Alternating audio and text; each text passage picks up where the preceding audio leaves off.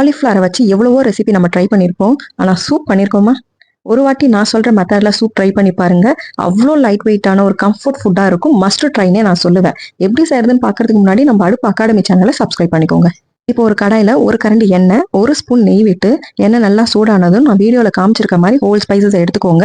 கொஞ்சமா மிளகு, சீரகம், சோம்பு, 2 பட்டை, 4 லவங்கம், 2 ஏலக்காய், அன்னாச்சி பூ, கல்பாசி, கொஞ்சமா பிரிஞ்சி இலை, இது எல்லாத்தையும் எண்ணெயில போட்டு ஒரு கொஞ்சம் பொரிய விட்டுட்டு பொடியா நறுக்கி வச்சிருக்கிற வெங்காயத்தையும் ஆட் பண்ணிட்டு பூண்டையும் இஞ்சையும் தட்டி சேர்த்துக்கோங்க. காரத்துக்கு ஏற்ற மாதிரி பச்சை மிளகாய் எல்லாத்தையும் போட்டு கண்ணாடி பதம் வர அளவுக்கு நல்லா வதக்கிக்கோங்க.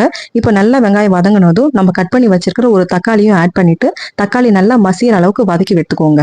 இப்போ ஸ்டேஜில் நம்ம பாயில் பண்ணி வச்சிருக்கிற காலிஃப்ளவரை ஆட் பண்ணிக்கலாம். காலிஃப்ளவரை சமைக்கும் போது எப்போவுமே ஒரு 10 நிமிஷம் சுட தண்ணியில் போட்டு பாயில் பண்ணிட்டு சமைக்கணும். ஏன்னா அது உள்ள குட்டி குட்டி புழுலாம் இருக்கும். அதனால நம்ம சுட தண்ணியில் போட்டோம்னா அதெல்லாம் செத்துரும். ஸோ இப்போ பாயில் பண்ண காலிஃப்ளவரை போட்டு ஒரு வதக்கிட்டு 1/4 ஸ்பூன் மஞ்சள் பொடி, 1 ஸ்பூன் கரம் மசாலா, தேவைக்கேற்ப உப்பையும் போட்டு நல்லா ஒரு கிளறிட்டு இப்போ 1 கிளாஸ் தண்ணி ஆட் பண்ணிக்கலாம்.